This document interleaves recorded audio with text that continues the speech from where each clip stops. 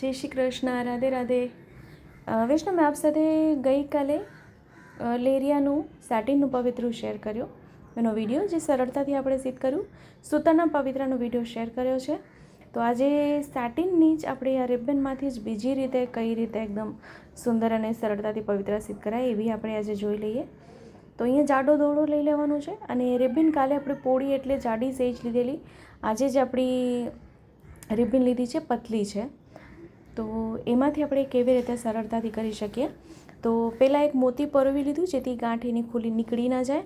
તો એ રીતે પતલી રિબન લેવાની અને ઝિગઝેગ એટલે ક્રોસમાં ઝિગઝેગમાં એને લેતું જવાનું છે, જેથી સુંદર ફૂલનો આકાર આવશે। લેફ્ટ રાઈટ ડાબી જમણી આવી રીતે કરતું જવાનું છે। પહેલાં લેફ્ટ પછી રાઈટ, પહેલાં લેફ્ટ પછી રાઈટ, એટલે આવી રીતે સાઈડમાં કોર્નરમાંથી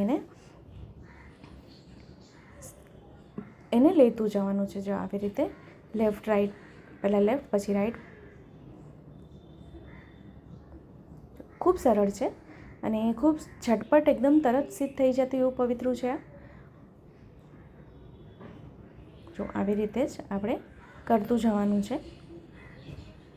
કે એક જ રિબનમાંથી એક જ દોરામાંથી આપણે કેવી રીતે સુંદર પવિત્ર કરી શકીએ। જો આવી રીતે ફૂલ સુંદર બની જશે। તો એ 2 રંગનો ઉપયોગ કર્યો છે, આપ વધારે રંગનો ઉપયોગ કરીને સુંદર પવિત્ર બનાવી શકો છો। તો આવી રીતે જ એક થાક આપણે આખી બનાવી લેવાની છે। તો પિંક એટલે ગુલાબી થાક પહેલાં આપણે એક બનાવી લઈએ।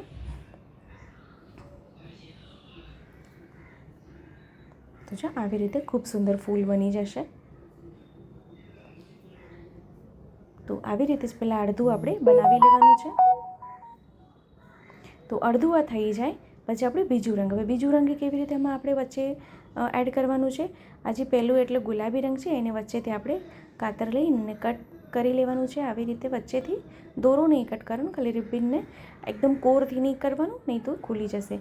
તો જ્યાંથી કટ કર્યું હોય ત્યાંથી જ બીજા રંગનો દોરો, ત્યાંથી જ બીજા રંગનું રિબન છે ત્યાંથી જ એને લગાડવાનું। જો આવી રીતે જ્યાંથી આપણે કટ કર્યું છે ત્યાંથી ફરીથી એને સોઈ ત્યાં જ ભરાવાની અને લેફ્ટ રાઈટ ફરીથી ત્યાંથી એને શરૂ કરવાનું, જેથી એમાં ને એમાં સરખું બેસી જશે અને એની કોર પણ નહીં નીકળશે। અને ખૂબ સહેલું છે, ખૂબ સહેલાઈથી ઇન્સ્ટન્ટ એને ઝડપથી આ પવિત્ર બની જાય છે।